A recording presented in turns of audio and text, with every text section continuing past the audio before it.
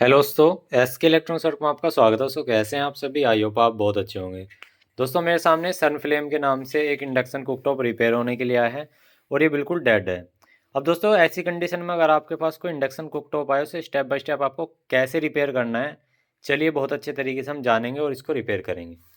दोस्तों जब इस तरह का आपके पास इंडक्शन कुकटॉप आता है उसके लिए आपके पास कुछ सामान भी होना चाहिए। आज इस वीडियो में हम वो भी डिस्कस करेंगे। पहले आपको दिखा देते हैं, ये इसकी मेन लीड है, यहाँ पे आप देख सकते हैं। और यहाँ पे इसमें मेन लाइन प्रेजेंट है और ये देख सकते हैं इसमें ना तो कोई डिस्प्ले आ रही ना ही कोई इसमें बीप साउंड आ रहा। जबकि हमारा यहाँ पे मीटर भी एक्टिवेट है। मैं आपको दिखाता हूँ, अगर मैं इसमें लाइन लगाता हूँ तो हमारा यहाँ पे मीटर भी चल जाएगा। देख सकते हैं लाइन भी मतलब यहाँ पे ओके है। तो हमारे ये नहीं चल रहा क्योंकि मैं पहले सीरीज में लगाता हूँ। तो उसके लिए दोस्तों हमें क्या क्या चेक करना है, कैसे कैसे चेक करना है, वीडियो में बने रहना। काफ़ी इंपॉर्टेंट वीडियो है। जो नए मैकेनिक है उनके लिए और जो पुराने मैकेनिक है उनके लिए भी, क्योंकि इसमें क्या होता है, कुछ मॉडल इसमें नए होते हैं, कुछ मॉडल इसमें पुराने होते हैं। अब हमारे पास ये जो इंडक्शन कुकटॉप आया है ये हमारे गांव में से ही आया है। ये मैकेनिक का नहीं है, जो मैकेनिक का होता है हम बता देते हैं। ये हमारे गांव में से ही आया है। चलिए हम इसे ऑन कर लेते हैं और ओपन कर लेते हैं। इसके हमने पेज खोल रखे हैं ऑलरेडी, तो यहाँ पे हम दिखाते हैं आपको। सबसे पहले दोस्तों हमें देखना है कि कोई कनेक्टर वगैरह तो नहीं हटा हुआ है, चूहों ने कोई वो तार वार तो नहीं काटा को। तो आप देख सकते हैं यहाँ पे सारे वायर वगैरह बिल्कुल फिट है। तो हम ये वाला कनेक्टर हटा के डिस्प्ले इसकी बिल्कुल अलग कर लेते हैं सबसे पहले। क्योंकि जब ये ऑन होता है दोस्तों एक बार इसमें बीप साउंड जरूर आता है, चाहे कोई सा इंडक्शन हो। तो उसके लिए हम सबसे पहले यहाँ पे कोयल खोल लेते हैं। कोयल खोलने के बाद दूसरा नंबर है हमारा पीसीबी, हमें खोलनी है इसकी। तो हमें यहाँ पे इसके सारे पेज हटा लेने हैं पहले। ठीक है जी, हमने पेज हटा लिए। और यहाँ पे ये एक सेंसर होता है जो कि बर्तन सेंस करने के लिए होता है। इसमें दोनों वायर ही अटैच होते हैं। ये हमारा एक सेंसर होता है, इसको भी अलग कर लेते हैं। और यहाँ पर हमारा ये लगी हुई है कोयल।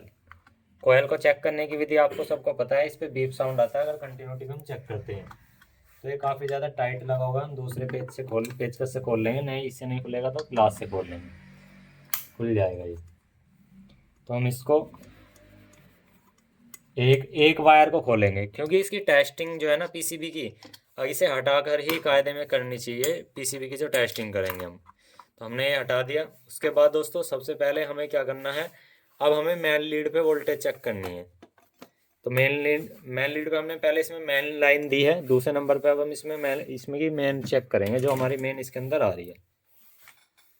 तो लाइन देने के बाद हमने मल्टीमीटर लिया और हम लाइन देखते हैं कितनी आ रही है इसके अंदर। तो एसी वोल्टेज तो हमारे आ रहे हैं 180 90 का आसपास, मतलब ठीक है, इसमें कोई दिक्कत नहीं। मेन लाइन इसके अंदर जा रही है, कहने मतलब ये है। तो हमारा सेट ऑन क्यों नहीं हो रहा, चलिए अब हम सबसे पहले इसको यहाँ से बंद करते हैं। इससे पीसीबी को ओपन कर लेते हैं यहाँ से। पीसीबी में फिजिकली आपको चीज़ देखनी है। फिजिकली आप देख सकते हैं बिल्कुल पीसीबी साफ लग रही है देखने में। कोई ऐसा नहीं लग रहा कि इसमें फूक रहा हो, जल रहा हो, कुछ ऐसा कट पिटा रहा हो या गल गया हो। ऐसा हमें बिल्कुल भी कुछ भी यहाँ पे दिखाई नहीं दे रहा है कि इसके अंदर ऐसा कुछ हो गया होगा।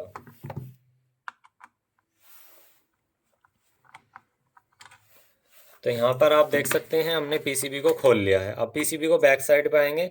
तो बैक साइड पे आने के बाद आप देखेंगे यहाँ पे फिजिकल सारी चीज़ें ठीक है। यहाँ पे आपको थोड़ा सा यहाँ इधर काला वाला से दिखाई दे रहा होगा, इससे कोई दिक्कत वाली बात नहीं। हम इसे कपड़े से थोड़ा साफ कर लेते हैं। तो यहाँ पे हम स्प्रे से साफ कर लेंगे थोड़ा सा।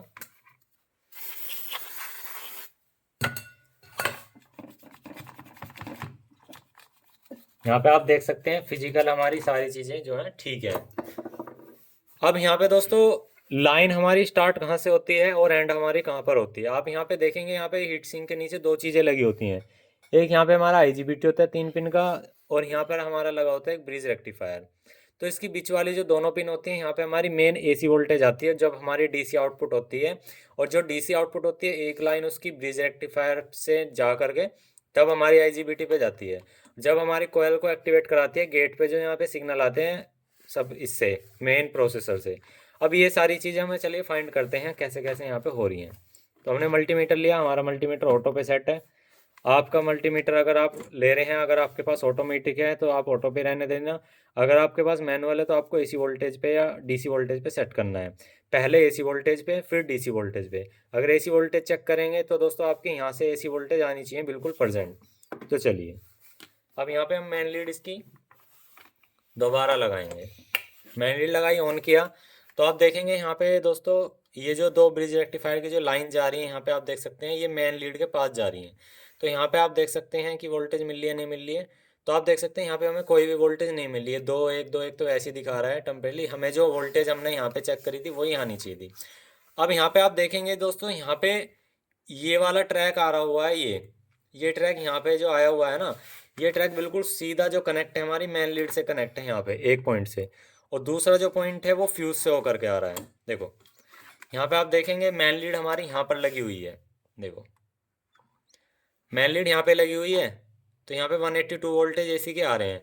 अब इसके बाद ये ट्रैक तो डायरेक्ट गया हुआ है। अब इसके बाद जो यहाँ पे ये अगले वाला ट्रैक है ना, मेन लाइन के लिए अगले वाला ट्रैक है, इससे यहाँ से यहाँ तक के लिए जो लाइन लगी हुई है वो फ्यूज़ की लाइन लगी हुई है।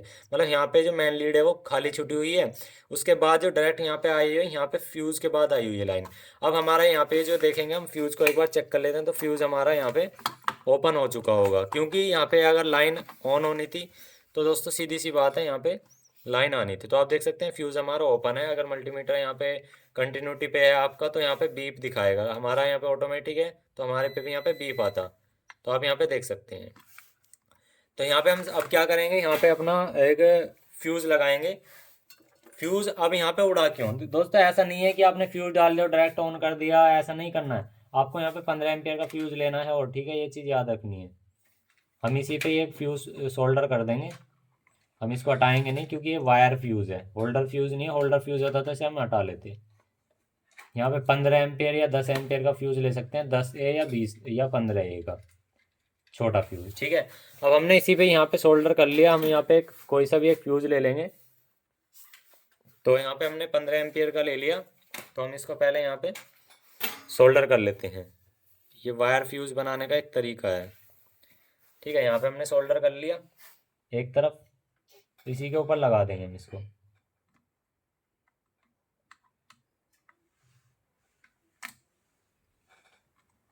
तो यहाँ पे हमने इसको फ्यूज़ को पकड़ लेना है। यहाँ पे एक चिमटी से पकड़िएगा इसको एक बार। तो हम इसको चिमटी से पकड़ लेंगे यहाँ पे एक तरफ से, बस यहीं पकड़ लीजिएगा आराम से। छोड़ दो छोड़ दो, गर्म हो, यहाँ पे ऊपर छोड़ दो बस, ठीक है। तो अब हम यहाँ पे ये ऊपर से हमने फ्यूज़ लगा लिया। अगर आपके पास बिल्कुल नया वायर फ्यूज़ हो तो वायर फ्यूज़ लगा सकते हैं। अब देखिए दोस्तों, मैंने आपको पहले ही समझाया है कि ये फ्यूज़ उड़ने का एक रीज़न होता है। किसी भी सर्किट के अंदर एक फ्यूज़ उड़ता है तो उसका एक रीज़न होता है कि वो उड़ा क्यों। क्योंकि बहुत से भाई क्या करते हैं, यहाँ पे यही गलती करते हैं, बस फ्यूज़ लगाया और डायरेक्ट ऑन कर दिया, वहाँ पे सर्किट ब्लास्ट हो जाता है। अब देखिए, अगर मैं इस सर्किट को अगर ऑन करता हूँ, नॉर्मली ऑन भी हो जाएगा, ऐसी कोई दिक्कत वाली बात नहीं। अगर कोयल वगैरह फिर से लगाए तो यहाँ पे शॉर्टिंग बन सकती है। तो जैसे ही मैंने दोस्तों इसे ऑन किया तो यहाँ पे सीरीज बल्ब का जो बल्ब है आप देख सकते हैं वो ग्लो हो रहा है, ठीक है। ये जबकि नहीं होना चाहिए था खाली में। अब इस कंडीशन में क्या हो सकता है कि दोस्तों हमारा कोई ना कोई डायोड भी यहाँ पे शॉर्ट हो सकता है। देखो बीप साउंड तो आ रहा है, ऑन होने के लिए बिल्कुल प्रॉपर आ रहा है, लेकिन ये जो सीरीज बल्ब है ना, जब तक कोयल नहीं लग रही जब तक तो ऑन होना भी नहीं चाहिए, जब फिर भी ठीक है। चलिए अब इसको हम इसकी ये जो सीरीज बल्ब जल रहा है इसको भी बंद करते हैं, क्योंकि अगर इस कंडीशन में हमने डायरेक्ट लगाया तो लगाते ही ये सर्किट फूक जाएगा या फ्यूज जल जाएगा फिर से। तो इसके लिए हमें क्या करना है चेक। चलिए आ जाइए बैक साइड पे। अब यहाँ पे हमारी मेन लाइन ब्रिज रेक्टिफायर पे आती है, तो ब्रिज रेक्टिफायर एसी से डीसी में करने के लिए लगाया जाता है। अब एसी से डीसी में करने के लिए ये तीनों लैग हैं यहाँ पे। हमें तीनों लैग और जो चौथी लैग है आउटपुट की, ने चारों लैग को आपस में चेक करना है। वो चेक करना है हमें कंटिन्यूटी मोड पे या बजर मोड पे। यहाँ पे हमारा ये ठीक है। उसके बाद यहाँ से चेक कर लेते हैं। तो यहाँ पे आप देख सकते हैं 107 दिखा रहा है ये वोल्टेज ड्रॉप, यहाँ जबकि यहाँ पे बहुत ज़्यादा कम है। यहाँ पे हमारा ये वाला ब्रिज रेक्टिफायर जो है वो हमें लग रहा है कि यहाँ पे शॉर्ट है।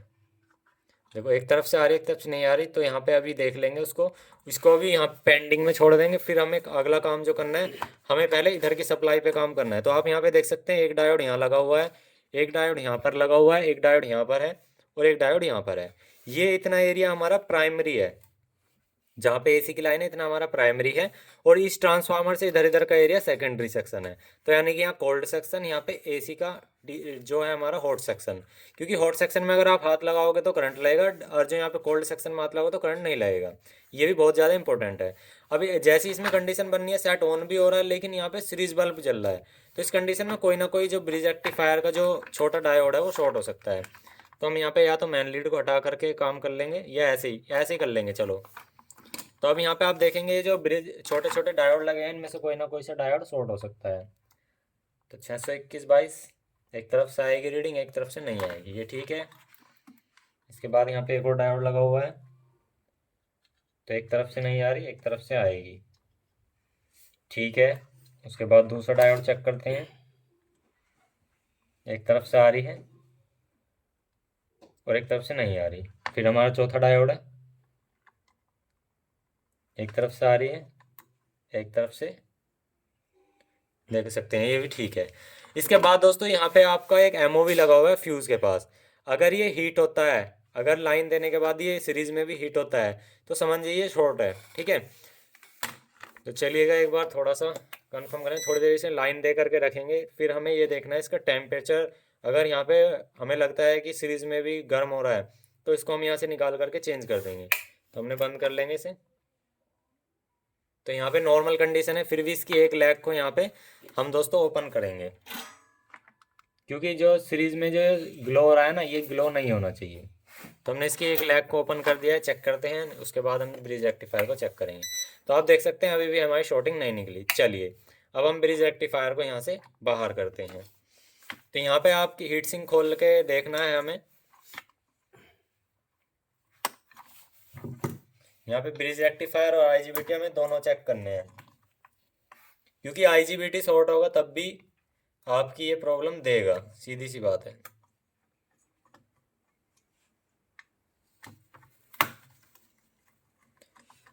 तो इसमें जो आईजीबीटी लगा होता है दोस्तों, जितने वाट का ये होगा उसके हिसाब से ही आईजीबीटी लगा होता है। ये चीज़ आप याद रखना दोस्तों, मैं आपको बता दे रहा हूँ इस चीज़ का, क्योंकि आईजीबीटी उसके हिसाब से लगता है हमेशा जितने ये वाटेज के हिसाब से होगा। काफ़ी ज़्यादा टाइट लगा हुआ है, चलिए इसको बाद में खोल लेंगे, पहले अपना जो जो काम है उसको कर लेते हैं। चिमटी से यहाँ पे पहले पेज को निकाल लेते हैं, और एक बार इसका आईजीबीटी भी चेक कर लेते हैं। तो आईजीबीटी यहाँ पे लगा हुआ है 1 2 3 पिन, ठीक है। अब इसकी जो पहली पिन है वो गेट होती है, फिर उसके बाद एमीटर सोर्स।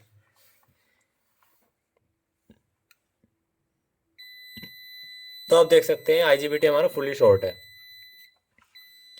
और इसकी तीनों पिन आपस में शॉर्ट है, ठीक है।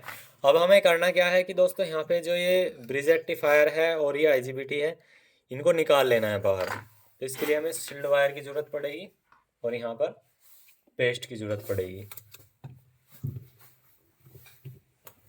तो हमने ले लिया। तो हमें सबसे पहले क्या करना है कि इसको यहाँ से बाहर निकालना है। काफ़ी ज़्यादा सोल्डर लगा होता है, इस सोल्डर को पहले हमें रिमूव करना है।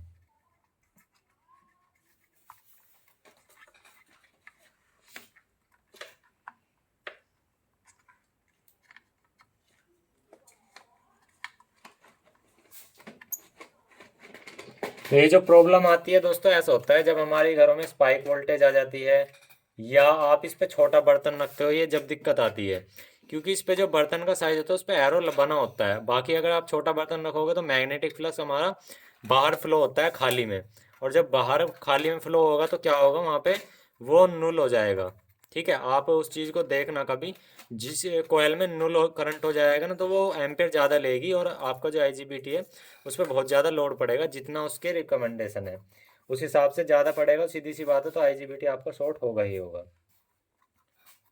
तो हमने यहाँ पे इसका सोल्डर साफ कर लिया है, ठीक है। अब अगले वाली पिनों को भी कर लेते हैं।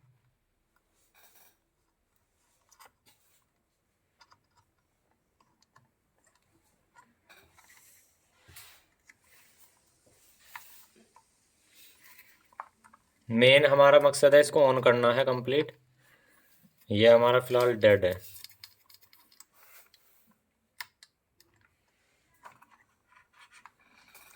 तरीका पता होना चाहिए दोस्तों, हो जाएगा, ऐसी कोई दिक्कत बात नहीं है। थोड़ा टाइम लगता है चीज़ों में, हो तो सब जाती हैं। तरीके से करो और इन चीज़ों में आलकस ना करो, क्योंकि ये इलेक्ट्रॉनिक्स है, इसमें छोटे छोटे छोटे पार्ट लगे होते हैं ना, बहुत ज़्यादा काम के होते हैं। और वो अगर ज़रा सा भी मॉइस्चर वगैरह मान जाते हैं तो इनमें क्या है, एरर आ जाता है। तो यहाँ पे यही कंडीशन बन जाती है इंडक्शन के अंदर भी, अगर कोई एरर आता है। क्योंकि इसके अंदर भी 5 सेंसर होते हैं विलुप्त, आपको दिखने में एक ही लगता होगा, लेकिन इसके अंदर भी 5 सेंसर होते हैं। वो मैंने वीडियो पहले बना रखी है हमने हमारे यूट्यूब चैनल पे। तो आप देख सकते हैं हमने इस यहाँ पे ब्रिज रेक्टिफायर को निकाल लिया है, और यहाँ पे हमने इसको बहुत अच्छे से इसकी पिनों को भी साफ कर लिया। अब यहाँ पे आपको एक चीज़ का बहुत ध्यान रखना है, जैसे आपने ब्रिज रेक्टिफायर निकाला है ना, आपको पॉजिटिव और निगेटिव का बहुत ज़्यादा खास ध्यान रखना है। अब चलिए हम एक बार अपने पास से जो हमारे पास ब्रिज रेक्टिफायर है उसको हम ले लेते हैं, कोई सा भी ले लेंगे फ़िलहाल के लिए, बड़ा या छोटा। तो हम यहाँ से एक ब्रिज रेक्टिफायर ले लेंगे। हमने ब्रिज रेक्टिफायर ले लिया यहाँ से, ठीक है। तो आप देख सकते हैं ये D35 का है, और यहाँ पे कौन सा है, D20 का। तो हमने इससे 5 एम्पेयर का फालतू का लिया है। फिलहाल के लिए हम इसमें छोटी लैग को सोल्डर करेंगे, हम बड़ी लैग को सोल्डर नहीं करेंगे पहले। हालांकि हीट सिंक पे लगाना चाहिए आपको, पहले हीट सिंक पे लगाना चाहिए, तब आपको सोल्डर करना चाहिए। लेकिन हम पहले छोटी लैग को कर रहे हैं, इसका भी तरीका होता है, ठीक है। हम यहाँ पे पहले इसको सोल्डर करेंगे, इसकी sorting दिखाने के लिए, आपको sorting चेक हो जाए, ठीक है। इस तरह से ही लगेगा हमारा।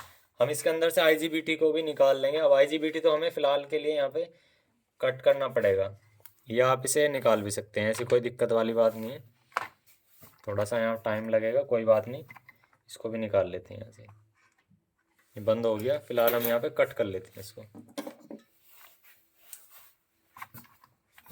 क्योंकि ये शॉर्ट है इसके अंदर।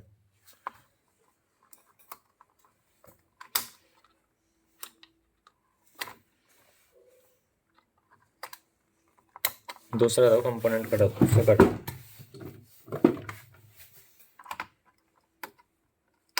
तो फिलहाल हमने यहाँ पे आप देख सकते हैं IGBT को भी निकाल लिया है। IGBT को अगर आप चेक करेंगे तो सिंपल सा है कि 1 नंबर 2 नंबर 3 नंबर ये आपस में शॉर्ट नहीं होनी चाहिए, ठीक है। चलिए एक बार चेक करा के दिखा देते हैं आपको। तो देख सकते हैं आपस में भी शॉर्ट है। चलिए इसको एक तरफ कर देते हैं, और अभी हम यहाँ पे जो अपना ब्रिज रेक्टिफायर है इसको लगा लेते हैं टेम्परेरी के लिए, ठीक है। आपको चेक कराने के लिए लगा रहे हैं इसको।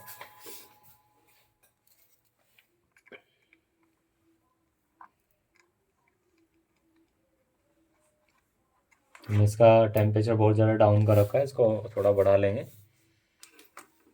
ठीक है।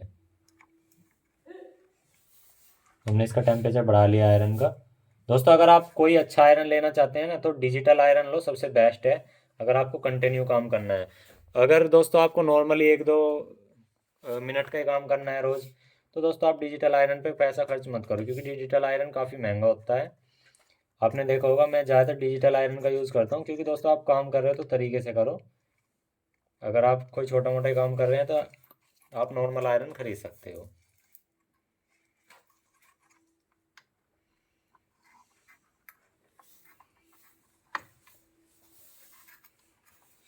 तो यहाँ पे हमारे जो चारों पिने हैं वो आपस में मतलब सही तरीके से सोल्डर हो चुकी हैं। अब हमें क्या है कि इसको PCB को एक बार चेक कर लेना है।